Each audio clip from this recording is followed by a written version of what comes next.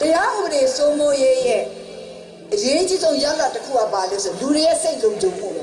စိတ်လုံခြုံနေငါတို့အိမ်ကိုဘယ်သူမှလာမီးမရှုပ်ဘူးငါတို့ဘယ်သူမှလာပြီးအန်တီမပြုတ်ဘူးစိတ်လုံခြုံမှုရှိပြီဆိုလို့ရှိရင်တယောက်နဲ့တယောက်နားလည်မှုယူလို့ရတယ်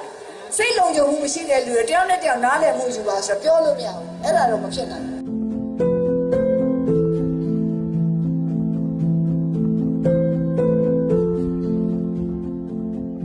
လူအခွင့်အရေးဆိုတဲ့ခွင့်ရတစ်ခုကိုပန်းပြပြီးတော့ဘာသာတသနာစော်ကားနေတာတော့မမေစုလဲကြားမှာပါဒီနေ့ဒီချိန်ထိဟောလာရဟန်းတန်ဃာတော်တွေလည်းပဲအသက်ပေါင်းများစွာပွားပြုခဲ့ပေးဆက်ခဲ့ရတယ်ပြည်သူပြည်သားတွေလည်းပဲဒီဘာသာတရားနဲ့ပတ်သက်ပြီးတော့အိုးအိမ်တွေကိုစွန့်ခါပြီးတော့ကိုလှုပ်ချင်တဲ့ဒါနသီလဘာဝနာတော့မလုပ်နိုင်တဲ့အတွက်အဲ့လိုအခြေအနေဖြစ်နေတာကိုအမေစုအနေနဲ့အတတ်နိုင်ဆုံးပေါ့လေအဲ့လေးဦးဇင်းကတင်ပြချင်တာပါဒီမှာဖြစ်အဲ့ဒါလည်းတရားဥပဒေစိုးမိုးရေးပေါ့ဒီဟာကိုဒီရရွာအေဂျင့်ရေးကိုကာကွယ်စောင့်ရှောက်အောင်ဘလူတောင်းနေတယ်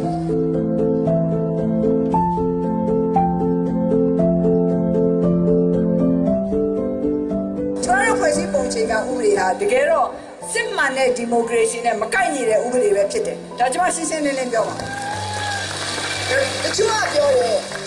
ဒီဖွဲ့စည်းပုံချိန်ကဥပဒေရတဲ့ပြည်သူတွေကလက်ခံပြီးတော့အတည်ပြုခဲ့တာပါဆိုရင်အဲ့ဒါကိုကျွန်မသိမယုံချင်ဘူး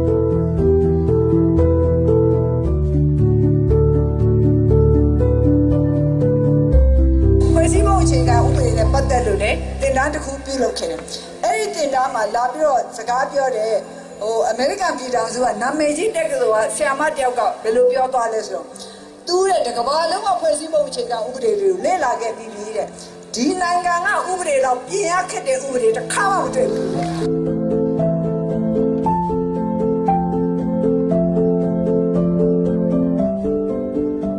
ဘာမဆိုအေးချမ်းချမ်းနဲ့စိတ်ကံပေါအတွင်းကဖြစ်စေခြင်းနဲ့အဲ့ဒီလိုဖြစ်စေခြင်းနဲ့ဆိုတာကျမတို့နိုင်ငံရဲ့အနာဂတ်ကိုကြည့်ပြီးတော့ဖြစ်စေခြင်းတာပါ။ဘာဖြစ်လို့လဲဆိုတော့အေးချမ်းချမ်းတည်တည်ငြိမ်ငြိမ်နဲ့ဥပဒေဘောင်အတွင်းကလုတ်တဲ့အလေးအကျင့်ဖြစ်သွားပြီဆိုရင်ကျမတို့နိုင်ငံရဲ့အနာဂတ်တွေကျမတို့အများကြီးစိတ်ချရတယ်။